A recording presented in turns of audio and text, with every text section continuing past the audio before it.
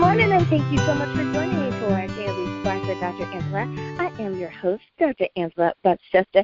You know what I like to do on my show. I want to enlighten you. I want to inspire you. I want to empower you to become your best self. Now, Scripture reminds us that the tongue is a small thing that makes grand speeches, but a tiny spark can set a great forest on fire. And we want to get you fired up about this author. Her name is Ann Phillips. Her book, Friends Are Everywhere. Now, I know that having a great circle of friends is so important because they are our cheerleaders, they're our team builders, they're our support network, and most importantly, they are going to give us truthful, factual information and feedback. So go on, get comfy, get cozy, get your coffee or get your tea, because we are about to get started. Good morning, Ann. Thank you so much for being on Daily Spark today. Good morning. Thank you for having me. I can't wait to talk to you about your book today, but before we do, I always start my show off with a little introductory time. Now, we know that people know who you are, but there may be a few listeners who are unfamiliar with you, and I'd love to give you an opportunity to introduce yourself. So with that being said, Ann Phillips, what makes Ann? What makes you the woman that you are today? My faith, my upbringing, and all my friends and all, they all lend a part in who I am. Everybody that's touched my life has made me who I am. And it's so interesting that you say that, because I find that to be true. So many times people think that their story, what they've been through, doesn't have any effect on them, and it's like, absolutely not. If you've been through a fire or an up and down or whatever, and you've come out on the other side, that should be celebrated. Someone can learn from your wisdom. Or if you just have a pretty cool life, you know, people can learn from the fact that you've had a pretty cool life. So I agree with you on that. Now, being an author, is that something that you always wanted to do, or did you just find that what was next on your life journey? Well, it's not something I always wanted to do, but I always enjoyed reading, and I said, I wonder if I could do that. And so I started writing stories, and when I had a moment raising my children and the neighborhood children, it was just something I started doing, writing little stories for the grandkids and the kids in the neighborhood. I was a stay-at-home mom for quite some time, and I enjoyed it, wouldn't have traded it for anything in the world. And you're right, being able to still have that something that belongs to us, that even though we are a wife and a mom, it's nice that we have that little bit that still kind of keeps us. And being able to write and journal, that is a beautiful way to do that. I love that you've done that. Now, the title of your book, Friends Are Everywhere. I believe that that's a true statement. But what made you decide upon that title? Well, you've got animal friends, you've got people friends. Everywhere you go, if you open your heart up, you've got friends. I mean, they're just everywhere, but you have to open your heart up to them. You are so right. I think there's so many people who have a pet, and especially our dog and kitty friends. They do. They just love us, and our dogs make us feel so loved. When we leave and come back home, they're like, "You're home." So you are so right. You are so right. And I love the story of I have a few friends who grew up on farms, and they have family members who have farms in there. They say, farm animals can be just as great as domestic animals when you grow up in that situation. You name the goats and the pigs just like you would name, your dogs and cats. So it's like, you're right. I forgot about that aspect of it. Very, very true. Now, without, of course, giving it all away, can you tell us a little bit about about your book? Who's the main character, and why this particular story? My main character is Cheryl, and she has been a tomboy climbing a tree, and she has damaged her spine, so she's in a wheelchair, and she's very bored after being a tomboy and being around. So she looks out her window at all the critters, and she's trying to figure out what to do. She's just bored to tears. And I can understand that. Like you said, if she was a tomboy, she was used to being active and getting out there in nature and making it happen every day. And now to kind of be a little more sedentary, I can imagine that would be a tough new normal to get used to. Now, why did you decide that you wanted the story to take that twist? What was the message that you were trying to convey to its readers? That no matter how confined you are, if you look around, you can find a productive way to live your life. You don't have to sit there and wah all day. You can right. You can move forward. Now, why was it important to you to write this book now? Like, why was it important to have this book shared now as opposed to maybe 3 years from now? Well, I wanted to write this book for my grandchildren to draw them into reading, to get them really interested. I've always been an avid reader, and I wanted them to enjoy the joy of reading. I hope I answered that right. That totally makes sense. My mom, and the listeners know what I'm about to say, my mom is a very avid reader, and because she enjoyed reading so much, you're right, she introduced it to me as a little kid, and because of that, I've loved to read as well. To me, there's no such thing as being bored because there's always a book that you can read, and now there's Audible and all the other things, so it's like if you can't go out and physically pick up a book, you can download a book. You know, you can read a book on your phone or on your tablet. So you're right. I think that you're on the right path there, so that does make a difference. Now, what made you decide to make her talk and understand the animals that were around her? When we were growing up, we didn't have TV and all that stuff, and we would look out at the squirrels playing, and one of us would be one squirrel and one would be the other, and we would do something like this as an example. Well, Gertrude, I guess it was time to find the hidden nuts. And Hector says, well, with you jumping all around all the time, I know where one of them is. It was silly, but, we just had fun doing it, like the cows and squirrels. It's just something fun to do.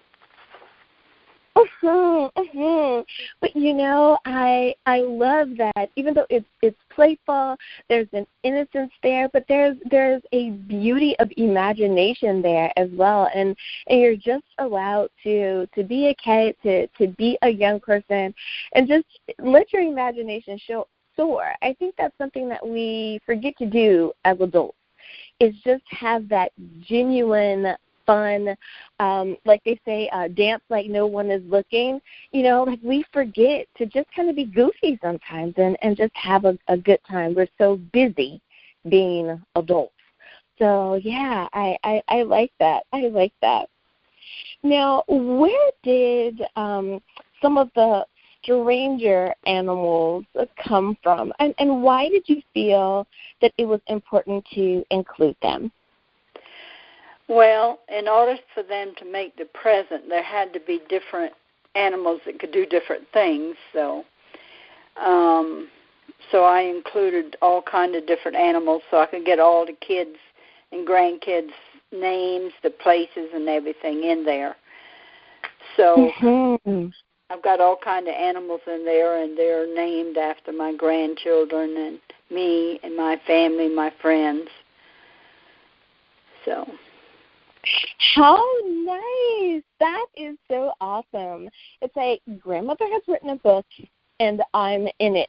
That is an awesome thing. I love that. Now, were your grandkids able to choose which animal they were, or did you just decide upon yourself that you were gonna name the animals accordingly? I just named the animals. I tried to match personality with personality, and so that's what I did. Like my brother, he's a great horned owl, because he always thinks he's the smartest one in the family. I love it. So I made him an owl. I'm sure he appreciates being the owl. That is so cute. I love it. Now, for some people, they may ask, well, this is a story that's about animals. Why did you make the book about religious belief? Why did you include that in some of the places? Why was that important? It was important because that was how I was brought up. My mom, any major decision she made it after reading the Bible. She just used the Bible to make really major decisions. And I wanted to share my childhood in this book, so I made Cheryl's parents, my parents, when I was growing up. And she used the Bible, and in Numbers it tells where God opened the mouth of Balaam's donkey so he could talk to Balaam and save him from the angel's sword. So rather than Cheryl laying there moping and feeling sorry for herself, it was prayers and action that she got a positive attitude, and positivity always helps healing. So wise. I think that many times we forget, unless we have certain personality types around that remind us, what does the word say before we make any decision? That was a smart move on your mama's part. I have to applaud her on doing that. And see how it actually affects everyone else in the family, that it really does help you make wise decisions down the road. I love it. Well, and it is time for us to go to break. But before we do, can you remind everyone, please, what is the title of your book, where can we get a copy, and how can we stay in contact with you? Friends Are Everywhere is the name of the book. And I have a web page, AnnWorshambooks.com. And it lists my books on there. And you can order from there, or you can email me on there. There's got a place that you can leave your email, and I can get the book to you. Or you can go to Barnes & Noble and all those, Amazon, all those sell it. Most bookstores sell it, but you have to ask for it, and they usually order it. Yeah, well, listeners, you know where you can get a copy of the book. We'll be back right after this.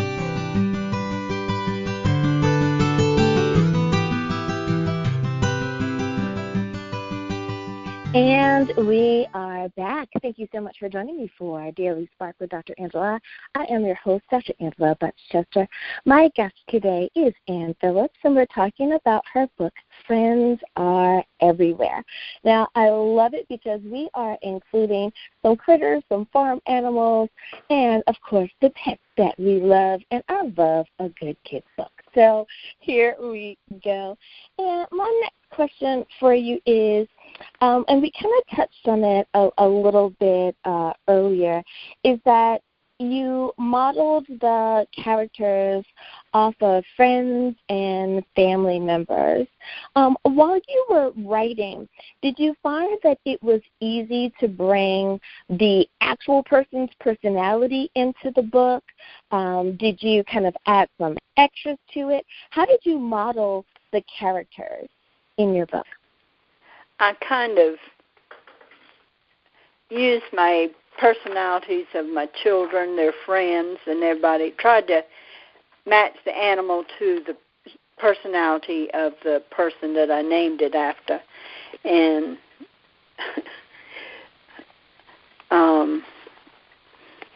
like Patrick and Becca always fussing back and forth, and they were always busy running here and there. So I made them squirrels. That's my grandson and his sister. And my grandson, Mike, he loves cows, and I made him a young bull. And my husband is a rooster in the story, and my friends are his flock. I'm the favorite, of course.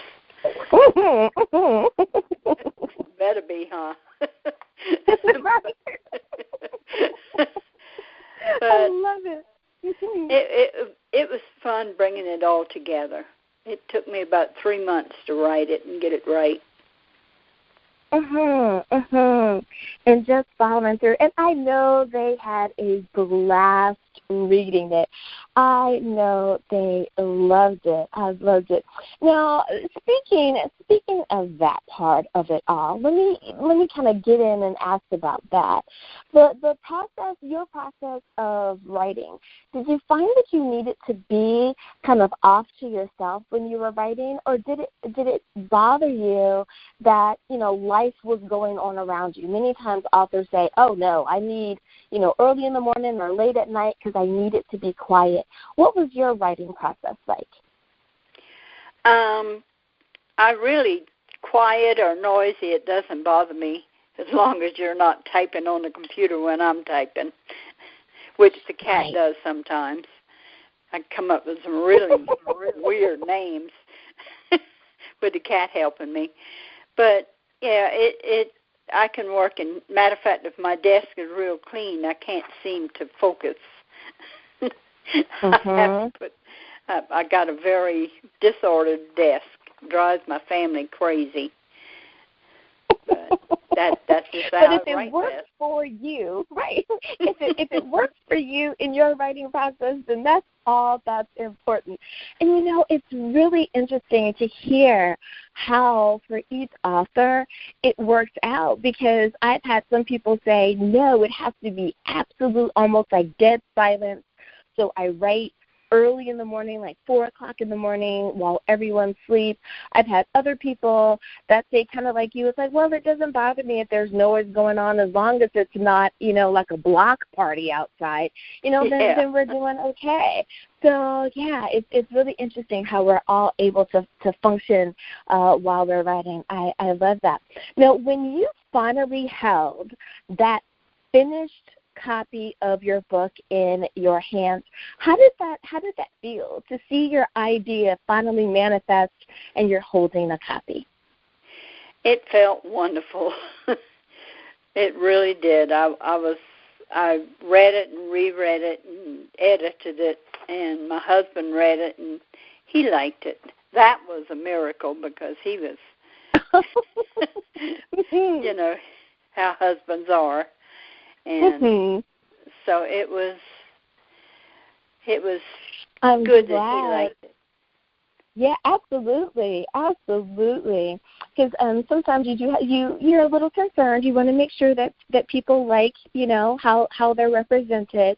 So I'm glad that he was happy. Now, when it actually came to the animals having conversation with each other, how did you come up with how the animals would talk to each other, how they would work out their various situations within the book? How was that process? Well, they were bickering back and forth, and I made the hawk the organizer of the gift planning, that they wanted to make a gift for the little girl. They loved her, and each one came up with a different idea of what they wanted to make. So I made the red-tailed hawk. He's the organizer. He brought them all together. They were all scared of him because he eats their kind, so,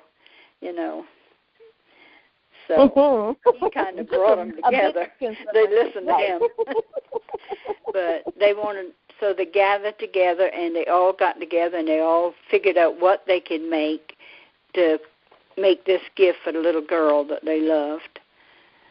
And they used their paws, beaks, hooves, or whatever they could use to do the job. I like that. Now, if I understand correctly, you added some villains to the story. Why was it important to add that that layer of complexity to the story? I think all stories have to have a villain. It gives a little lift to the story, and it gives an unlikely hero. There's always a hero that'll step in. I can understand that, because I think even in real life we have those parts play out. So I can definitely follow you on that one. Now, when you were coming up with the various ideas that you wanted to include in the book, where did the idea of the animal's final gift come from? How did you decide, yep, this is what I'm going to actually make the gift? I had went to a garage sale, and I bought this little first edition little book from 1913 called The Message of the Bells by Hendrik William Van Loon and music by Grace Castaneda. And it was just beautiful, and I used that to come up with the final gift. And it's a beautiful story, beautiful message. And if I could, I'd like to read the last paragraph because it fits our situation in the world today, and it's a well ending to my story. Yes, please. Go ahead. But none of us spoke another word, for while our Christmas tree broke forth into a brilliant light, we heard the beloved old song of hope and faith and courage, and the promise that soon once more there would be peace on earth and freedom among man. And the song is, we all do extol thee, thy leader in battle, and pray that thou still our defender will be. Let thy congregation escape tribulation. Thy name be ever praised. O Lord, make us free. I just think that just fits in the world today. You know, I love how our faith really shines through in moments of uncertainty or when things get really rough. As long as we have been diligent about learning about our faith, I think it really and truly does come back to us. Be it that we can recall a scripture, or we can turn to our book of hymns and bring that up, or nowadays we can go to YouTube and find a song, that's going to do the same thing. But just having that, in our spirit to be able to bring it up, you're right, it really and truly does make a world of difference.